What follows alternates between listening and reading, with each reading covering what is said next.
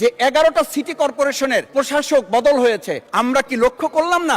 সবাই মিলে যদি বাংলাদেশ হয় তাহলে সরকারি দলের বাইরে একজন যোগ্য লোক, সৎ কি মানুষ ওখানে খুঁজে পাওয়া গেল না? আমাদের উদ্বেগের জায়গাটা, উৎকণ্ঠের জায়গাটা মাননীয় স্পিকার ওইখানে, যে 11টা সিটি কর্পোরেশনের প্রশাসক বদল হয়েছে, আমরা কি লক্ষ্য করলাম না?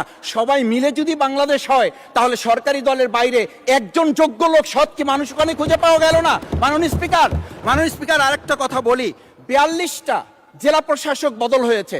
মাননীয় স্পিকার, এই পাশ থেকে প্রায় কথা বলি যে এখানে বলা হয়েছে যে মানে আমরা সবাই মিলে বাংলাদেশ, সবার বাংলাদেশ যখন বলি, সবাই মিলে দেখি টেবিল চাপড়িয়ে আমরা এই মহান জাতীয় সংসদকে খুবই সরগরম করে ফেলি।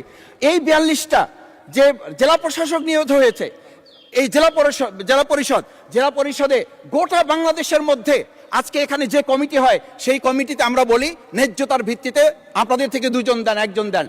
মাননীয় স্পিকার, খুবই বিনয়ের সাথে জিজ্ঞেস করি, আমরা কি সেই নতুন বাংলাদেশের দিকে যেতে পেরেছি, যেই বাংলাদেশে এই 42 জন জেলা পরিষদের একজন জেলা পরিষদকে আমরা কাউকে খুঁজে বের করতে ওখানে ন্যায্যতার ভিত্তিতে দিতে পারলাম না? মাননীয় স্পিকার, আমরা তত্ত্বাবধায়ক আমাদের অন্তর্বর্তীকালীন সময়ে যখন 1-2